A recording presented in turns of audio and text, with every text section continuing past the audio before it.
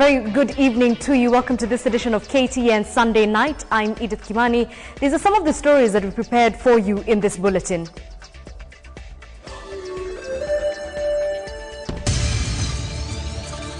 Prayers drive ticks out of man's body in Bureti. Someone was saying yesterday, some people are planning to kill Prime Minister. I said, so what? Don't let these people despair. Don't include me in your, there must be something you know that I don't know. So tell the Kenyans and tell the public. Raila downplays assassination plot claims as Professor Ongeri enters the fray.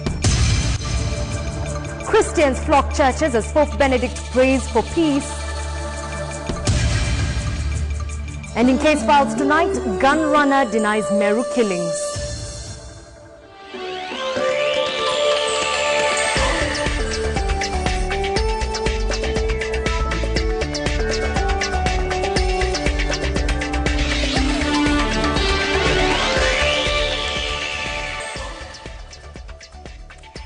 It's a pleasure to have you with us. Let's begin with that story on Raila death threats. And the Prime Minister, Raila Odinga, has now downplayed claims of an assassination plot against him. The claims made by GEM Member of Parliament Jakoyo Midiwa at a burial in Nyanza last evening have also drawn a surprise reaction from Foreign Affairs Minister Professor Sam Ongeri, who now says he will take Midiwa to court for allegedly lying and linking him to the assassination claims. Ongeri claims he has instructed his lawyers to study the claims and make appropriate legal action.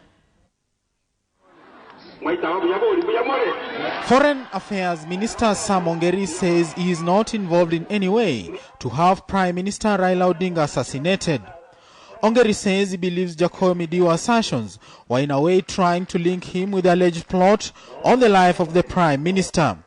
There must be something you know that I don't know. So tell the Kenyans and tell the public and the world what you know that I don't know, but you want to use my name as a stepping stone to whatever you want to achieve.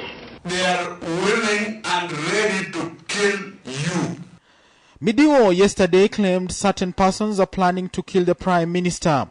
He was later escorted yesterday to Bondo police station where he answered questions but did not record a statement. The Firebrand MP is expected to record a statement Tuesday morning at the CID headquarters in Nairobi. But a section of ODM MPs have supported Midiwa, saying they are aware of a plot to assassinate Raila in a bid to block him from assuming leadership of his country. If Honorable Jakoyo is saying, give me till Wednesday, can you give me any reason why? What is the difference between tomorrow and Wednesday? What is the reason? We are with Jakoyo in what he said, because we believe he has information.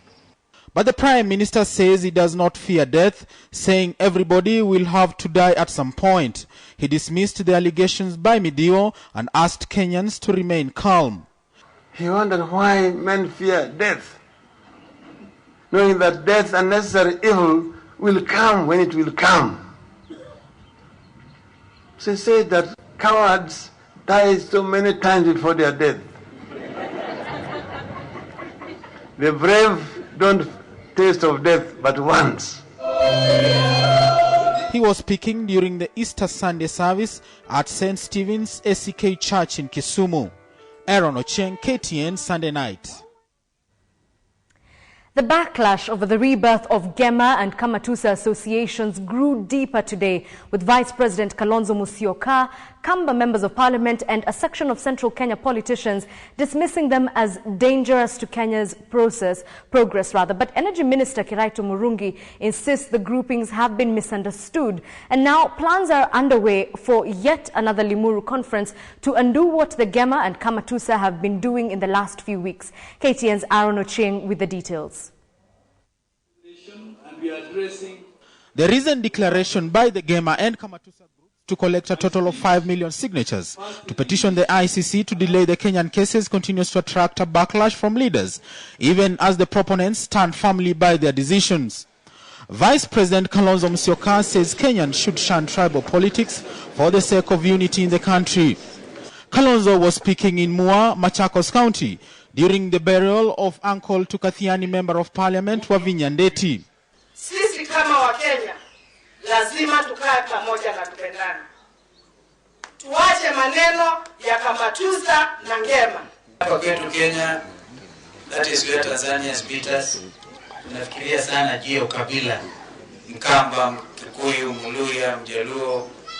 And I'm sure we are also going to overcome this going forward. In Nairobi, Member of Parliament Mithika Linturi, former Mungiki sect leader Maina Njenga, and politician Ampuri Aburi now says they will call all major politicians and presidential aspirants to another meeting in Limuru to put to an end the tribal groupings and stop dividing the nation. Hii maneno ya ukabila itatufikisha wapi?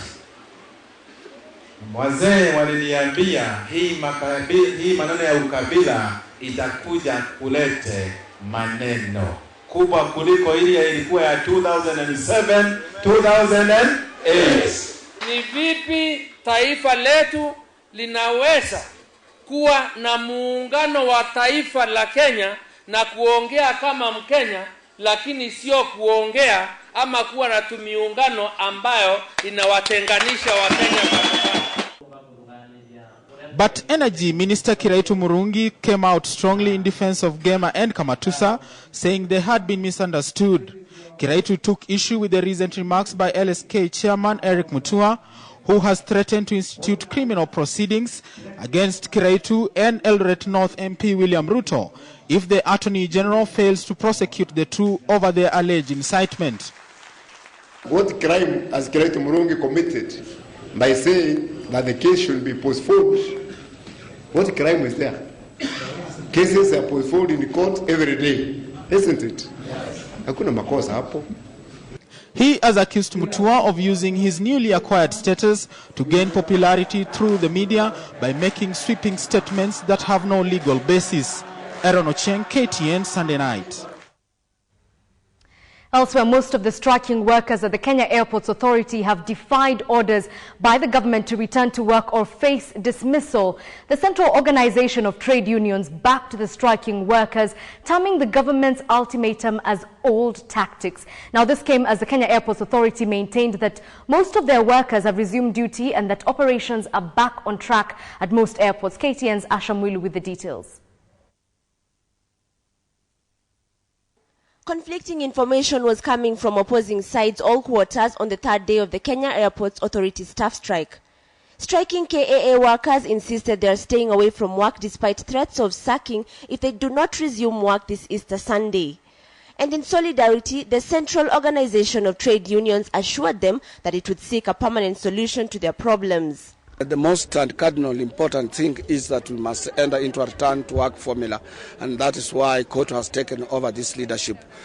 KAA on its part struggled to return its operations to normalcy, with the latest statement to newsrooms saying that most of their unionizable workers had indeed heeded to the return to work notice and had resumed duty.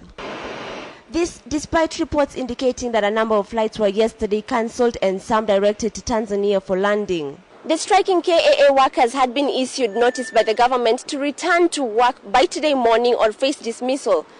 But by evening, only a few union workers had come back to work, leaving police officers and KAA's senior management officers manning their stations for them to give travelers a minor reprieve during the Easter holidays. The police were reportedly brought in to facilitate basic processes in the airports with occasional help from KAA's senior management. But the Kenya Airports Authority insists that its workers have returned to work, even though many of the striking workers were at Solidarity Center with the KOTU Secretary General. The presence of police officers manning or assisting is part of the process of making sure that we serve our customers. There is nothing untoward about it. Police officers cannot man an entry point where civilians are using. We have trained people and so on. And also they are trained on those equipment that they use to detect if there is something peculiar. Kotu criticized the government's threat to sack those who don't return to work, urging the workers not to be intimidated. Somebody thinking of sacking somebody in this era where we have a new constitution that guarantees that autonomy and that rights to everybody. A worker or employer has a right to engage into a collective bargaining by workers, and they have a valid recognition agreement between them and the Kenya Airports Authority. The Aviation and Allied Workers Union called for the strike on Friday to demand new salary structure for the KAA workers. Ashamwilu, KTN, Sunday night. Right, there's a story here about a very bizarre incident which is forcing us to ask whether it was witchcraft, an Easter miracle, or an unexplainable medical condition. Well, whichever one it was, Leonard Rotich is a very happy man after a number of ticks burst through his skin and crawled out of his body after a session of intense prayers in Bureti district. Rotich, who says he has been suffering from lymphoma the last 5 years, had what we can only call interesting results. KTN's Catherine Omwanto has more on this rather bizarre story. Was it a real miracle happening live in Bureti this Easter Sunday, or was it just another case of the bizarre? Here at the home of Leonard Rotich, Bureti residents witnessed the unusual. Leonard, who has been suffering from a form of cancer known as lymphoma, called local pastors to pray for him at his home. Kuna mchungaji aliingia, na alipoingia alikuja akaomba, akanipaka mafuta ya anointing oil. Sasa vile aliponipaka, uchungu ambaye nilikuwa nikisikia, nilisikia kaa imeisha. Moments after the pastor anointed Leonard, the most bizarre occurrence followed. Baadaye nilisikia sasa vitu inatembea kwa tumbo changu. Sasa hizo vitu ni kupe ilikuwa inatembea kwa tumbo yangu. One by one, these ticks crawled out of Leonard's back, waist, and stomach, shocking everyone, including the clergyman conducting the prayers. Tulishangaa sana, hata watu wengi walikuja kuona hapa kijiji yetu. Sijawahi kuona vitu kama hizi zikitoka kwa mtu. Watu wengi walipikwa na butwa. Wakati hiyo siku watu waliona vitu vingi, alikaa uwanjani humo mpaka mwendo wa saa 6 siku ya leo. Hawakuenda kanisa. While some people in the village believed that a spell was cast on Leonard, others decided to internalize the bizarre event in silence. Ilikuwa ni ajabu kwangu kwa sababu hii wakati wote nimekuwa nikienda hospitali ilikuwa fikiri ni ugonjwa peke yake. Kumbe kuna vitu ilikuwa ndani. Sana shukuru Mungu siku ya leo. Nashukuru Mungu siku ya leo kwa sababu ya uponyaji. Leonard's family has a history with cancer. His mother, Elizabeth Cheriot, suffers from breast cancer along with his sister, who is now admitted at Kericho District Hospital. However, whether the ticks found in his body has a direct correlation with his lymphoma is yet to be known. Catherine Omwanto, KTN Sunday Night. Right, now if you're squeamish like me, that story was extremely difficult to watch. But in other stories, the Catholic and Anglican churches have warned that Kenya risks witnessing another round of post-election violence should politicians be allowed to form tribal groupings for either campaigning for political office or seeking postponement of the Hague trials. The Easter messages from the Catholic Archbishop John Cardinal Njue and his Anglican counterpart Archbishop Eliud Wabukala was an appeal to Kenyans to foster national cohesion and shun politicians keen to mobilize them into ethnic blocs.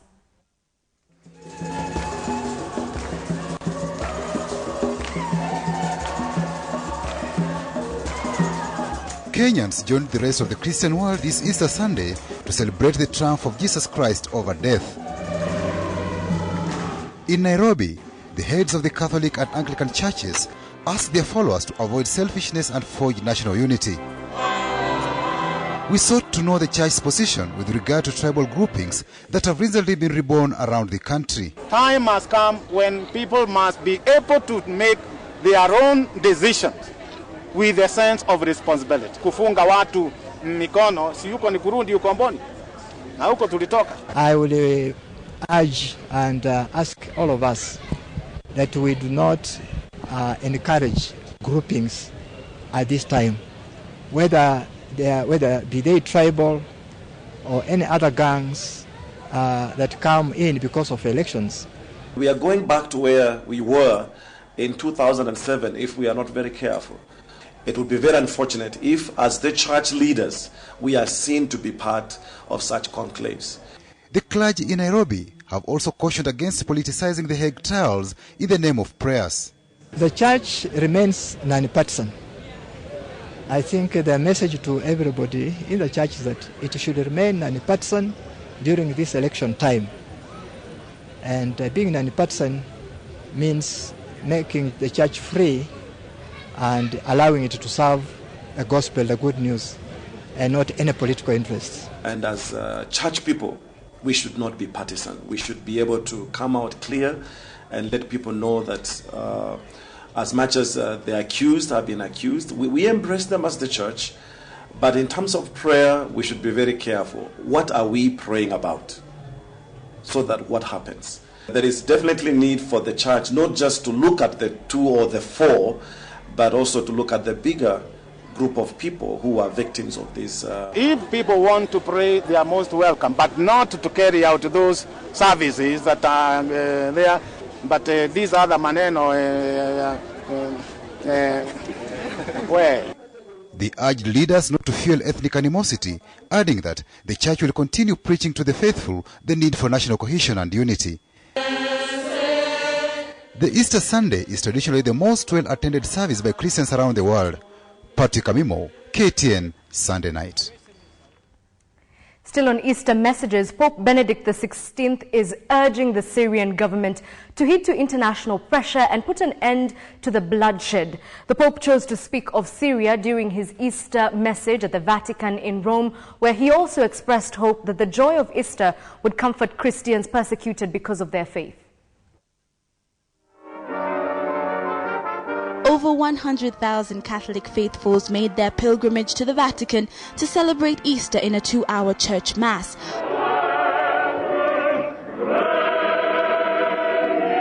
After which Pope Benedict XVI moved to St. Peter's Basilica's central balcony to read his Easter homily, titled The Cities of the World.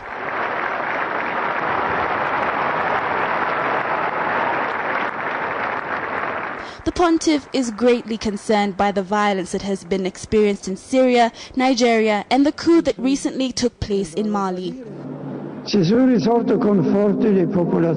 The Pope prayed for Syria and called on the Syrian government to put an end to the bloodshed.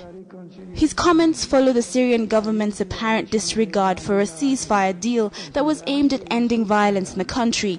Et Spiritus Sanctus.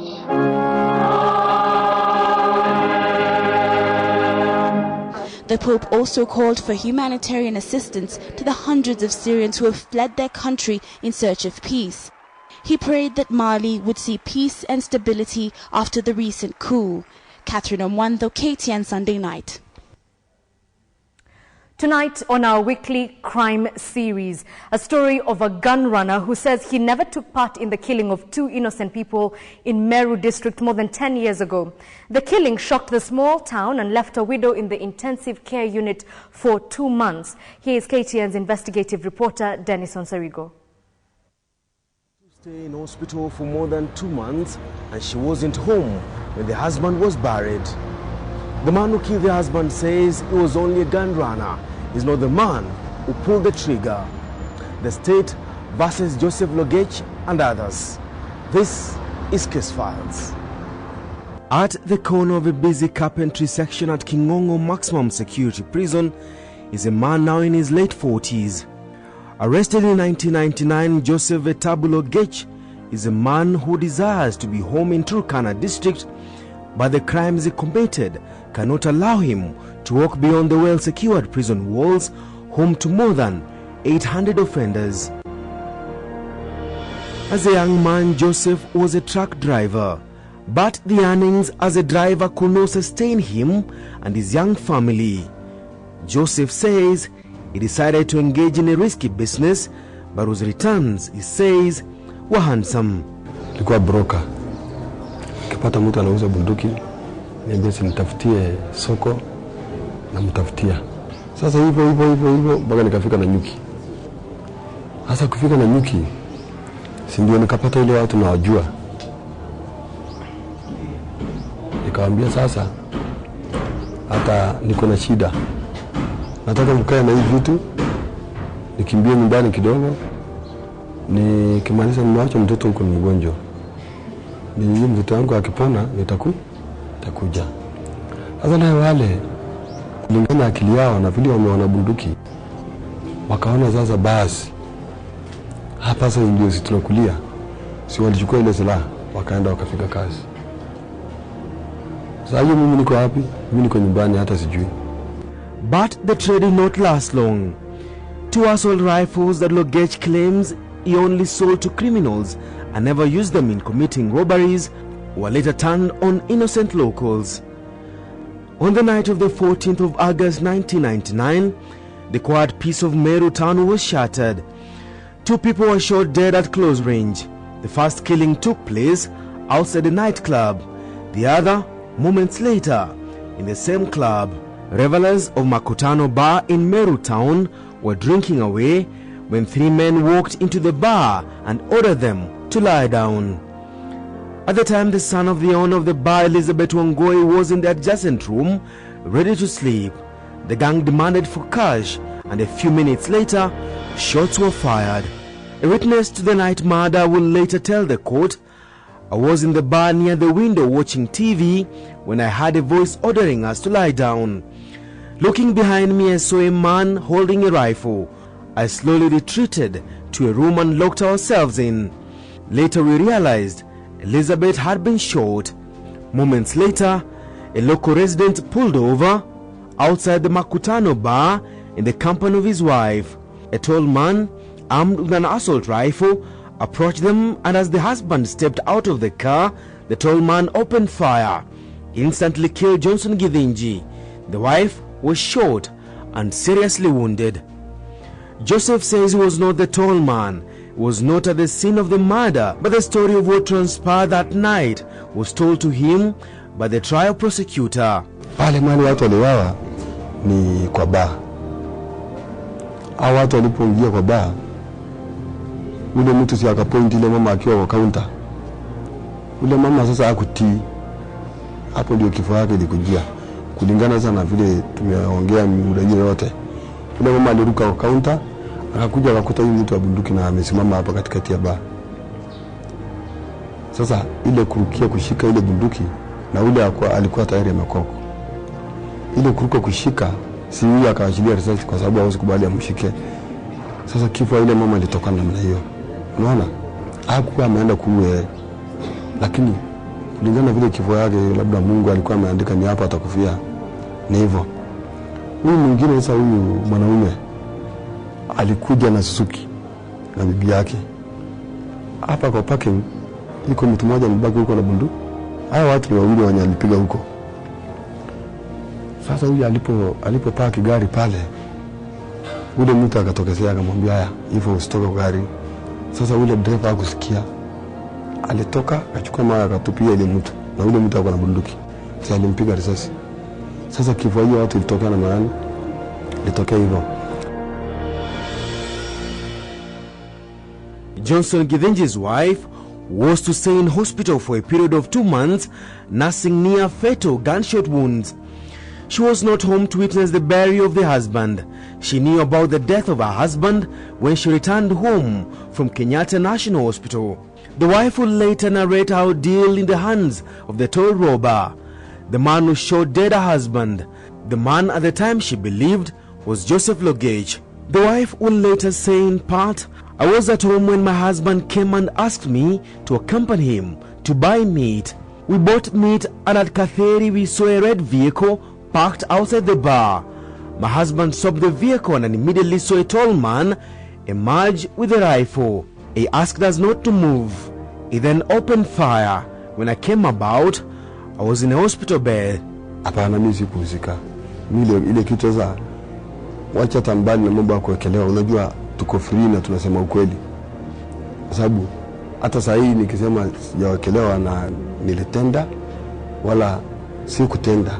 Hiyo jambo lote ni moja.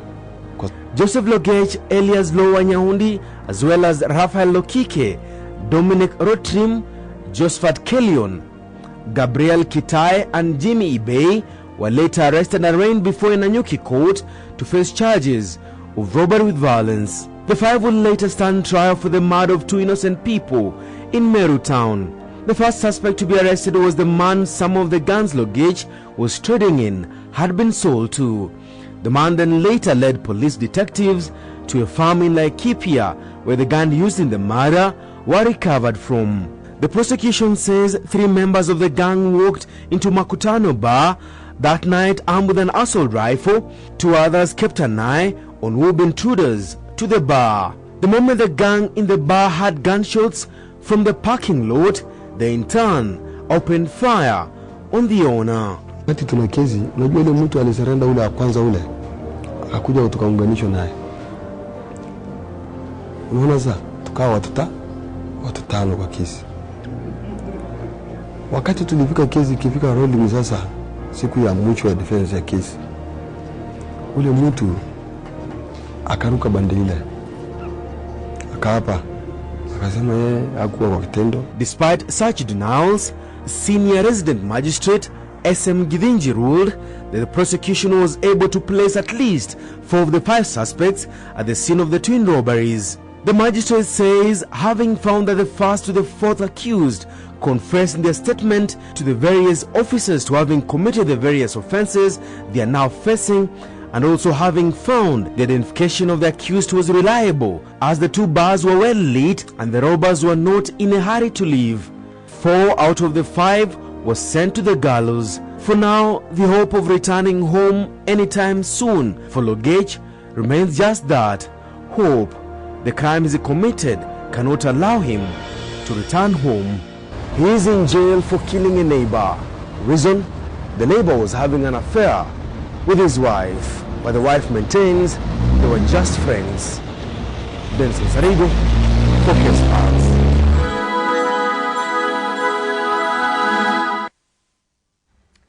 Be sure to catch up with Dennis on Sarigo and Kes Files next Sunday for the continuing series. You are watching KTN Sunday Night, and just ahead, a family's agony with cerebral palsy.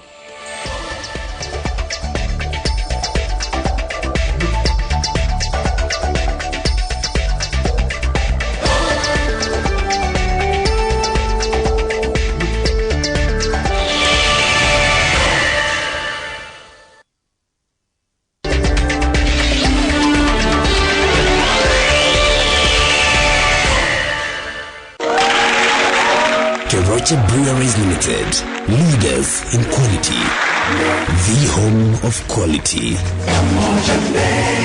truly Kenyan.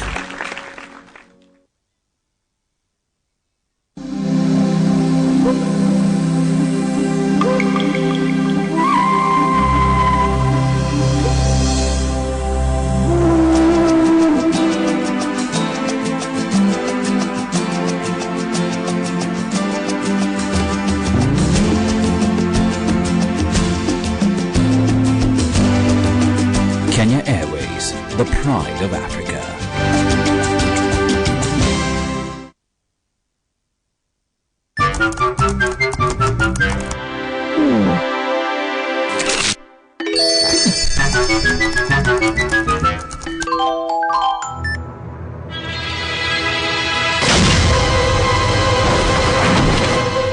Should have got a Solitech. Look for a Solitech at your local store. Solitech, the power to protect.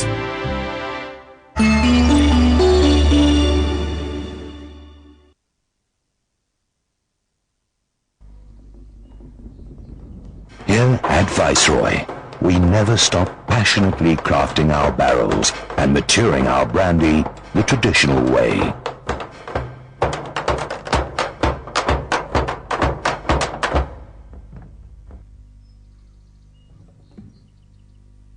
So you can keep on enjoying it.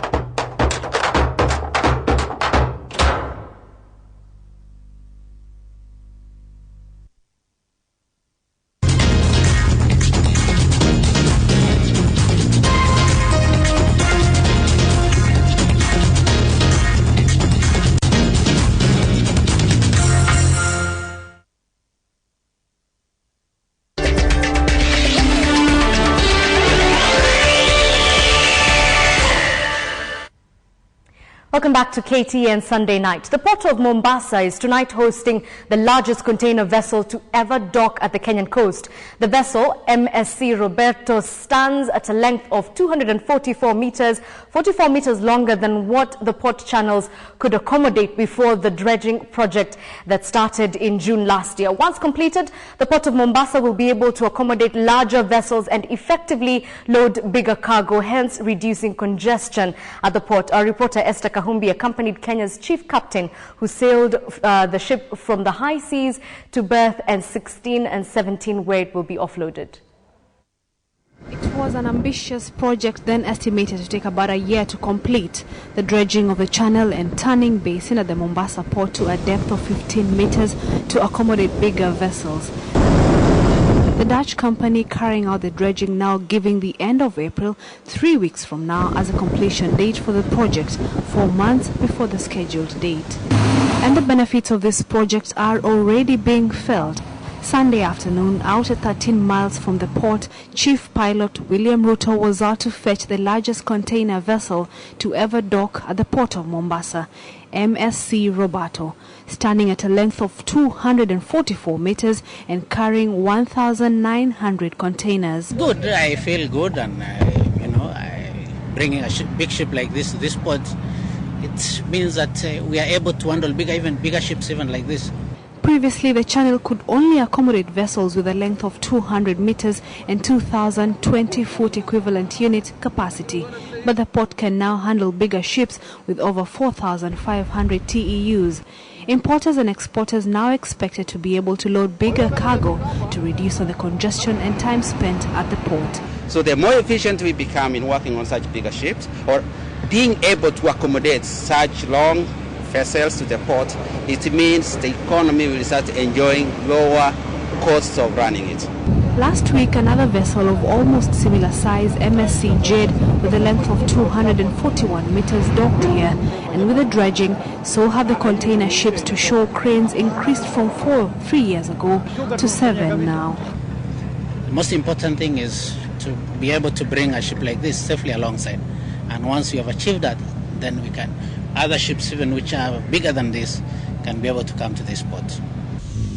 At 244 meters, it is the second post-Panamax vessel to dock at the port of Mombasa, just a month after completion of the dredging here, allowing for such large vessels to dock here. Esther Kahumbi, KTN Prime in Mombasa. Well, more gentlemen from the KTN family are leaving the Bachelors Club, and KTN's business anchor Zawadi Mudibo this weekend tied the knot at the Butterfly Pavilion in Mombasa. Mudibo, who hosts the Financial Markets business segment, married the love of his life, Winnie Ochola, at a glamorous event that was attended by the KTN family. KTN's Ahmed Darwesh, Hassan Juma and Philip Keitani escorted Mudibo down the aisle, while Agnes Penda and Wukista Nyabo were the bridesmaids for the day. Reverend Kefa Omaya thereafter led the happy couple in exchanging their vows. They treated their guests to a joyful reception at La Marina in Twapa. KTN and the entire Standard Group family wishes the newlyweds happiness and prosperity.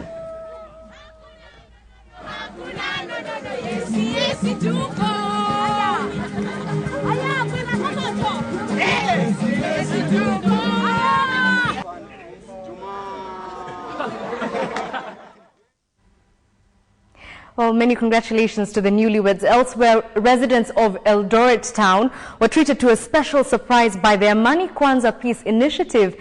Amani held a peace concert in the town as part of the initiative to preach peace across the country. Kalenjin gospel artist Lillian Rotich, who is also an ambassador of the Amani Initiative, entertained the crowds. She asked the residents to uphold a united Kenya as the elections approach. The concert was held at Eldoret Sports Club and brought together residents from different communities.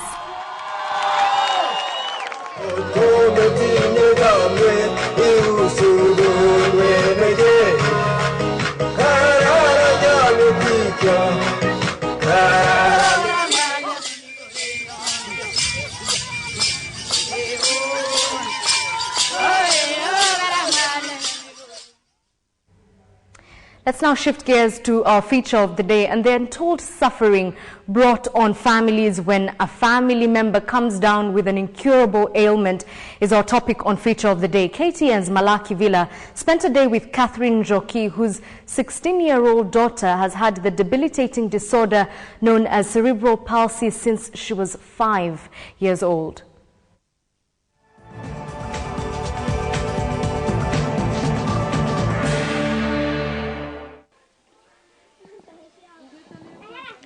Experts say that cerebral palsy is a movement disorder that is caused by damage to the brain before, during, or even after birth. And Evelyn's story is no different. Her medical complications started just too soon, 5 years after her birth. Cerebral palsy, a combination of disorders that affect the brain and paralyze the limbs and the spine, has the potential to turn a family upside down.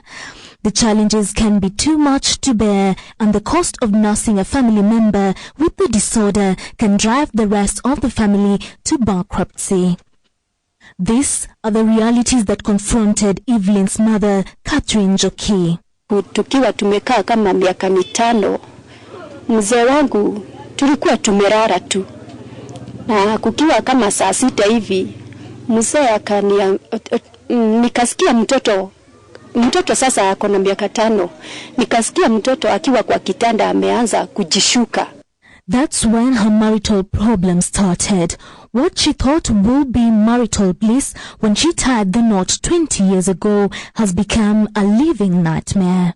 Mzee wangu akaniambia, kwenyu pahali umetoka, enda ukaangalie kama ni kwenyu kunatoka hii mambo. Hapa kwetu hakuna viwete. And as though that was not enough, sasa akanianza kunifuruta, kunitusa, kunipiga na kunifukuza. She says her husband started becoming hostile to her and her children even before they got to know what exactly their daughter was suffering from. He told her to pack her belongings and leave, but to her this was just a storm that will pass. After all, she had vowed to stay with him through thick and thin, for better or for worse. However, her husband has something else cooking. Wakati tulikaa na yeye, akaniletea watu waniue. When things didn't go as he wanted, he decided to take matters in his own hands. Alikuwa ameweka hiyo, sijui ni nini aliweka kwa ndoo, ni poison. Mimi nikakuja kama mama nikapika chakula. Watoto wote tukaanza kuhara. Sasa hiyo nilikuwa na watoto 5, lakini niko na mimba ingine. Tukaanza kuhara, hata damu, na tulikuwa tu kwa nyumba. Kwenda hospitali nikaambiwa ni food poison. And after doing this, he fled, leaving them for dead. Weeks later, he came back in the dark of night, expecting to find his family dead. To his disbelief, he got the house's lights on. Njoki says she gave her husband a warm welcome and prepared food for him. Instead of things getting better, she says her husband started planning a new way to get rid of them. Tables, however, turned on him when his hirelings attacked him instead of his intended victims. She ran away with her children, and this became her lot in life since then. Even her family rejected her, wanting nothing to do with her. Wanasemanga hivi, hapa hautagawa shamba juu ya watoto ni wengi, kwa hivyo utarudi kwa mzee wako. Tired of crying and wringing her hands in desperation, she decided to do everything in her power to get to the bottom of her daughter's condition. Unaona vile kichungi iko, hivyo ndivyo mafikiria yake imejaa mashimo. Na tena kwa boni yake ya kichwa iko na shimo. Sasa hatutakusaidia. Mimi nilisikia kama ni mimi nitakufa mbele ya mtoto. Na nikasikia hata kuenda nyumbani siwezi. Her daughter Evelyn now relies entirely on medication to function. The drugs are very expensive, forcing her mother to depend heavily on financial assistance from her friends and neighbors, something she says is a constant challenge. Jobless and with no one to help her take care of her daughter, Catherine is forced to remain with her teenage daughter at home all day since Evelyn needs constant care. Wakati wa mwezi ukifika, ninakaa na yeye na analia sana na kutavika, anatavika, kukura hawezi saa hiyo kukura. Sasa siwezi muachia watoto hao wengine juu akona period, na siwezi tena muacha peke yake juu analia. Nikikosa diaper za kumfunga ama padi za kufunga yeye, ninateseka zaidi. It's a story of a mother's love, and never giving up is her slogan. It's been 16 years now, full of challenges and shortcomings. But she says that she doesn't want herself to be helped, but for her daughter to get a cure to this disease. Mala Kivila, Kanjiko Village, Kiambu.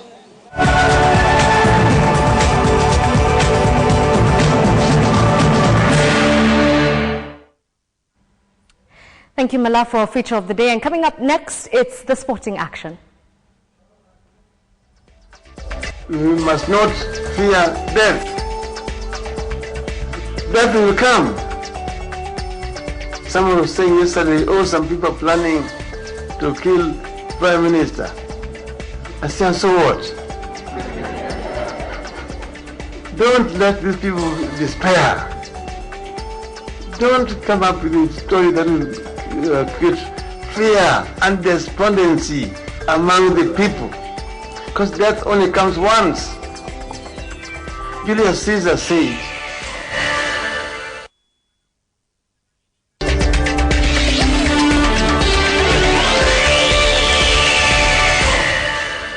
Here at Viceroy, we never stop passionately crafting our barrels and maturing our brandy the traditional way. Viceroy Cocktails. Viceroy Highball.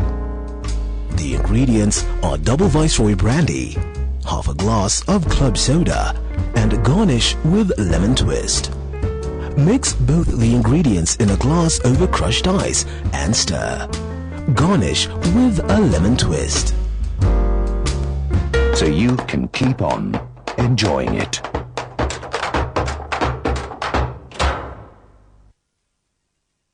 Je, unapenda na kuelewa vyema kabumbu? Basi chukua mic.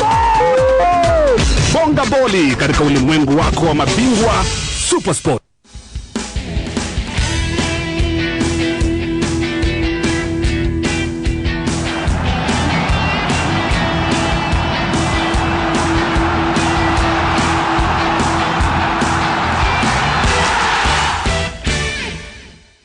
Wakazi wa Mombasa, tutakuwa pale Wild Waters Nyali tarehe 13 hadi tarehe 15 Aprili. Wenyeji wa Kisumu mje pale Aga Khan Hall tarehe 20 hadi tarehe 22, alafu tuje tumalizie hapa Nairobi Prestige tarehe 26 hadi tarehe 29 Aprili.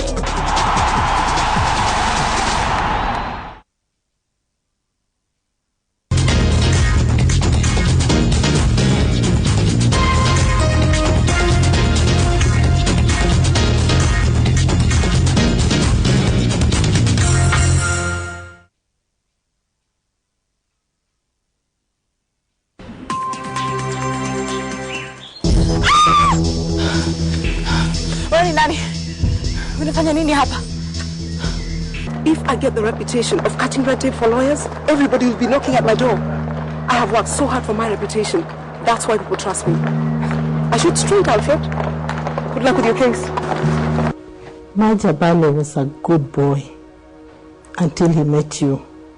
Now he's doomed to live a miserable life. I'm going to go, pick my grandchildren, and take care of them for my son.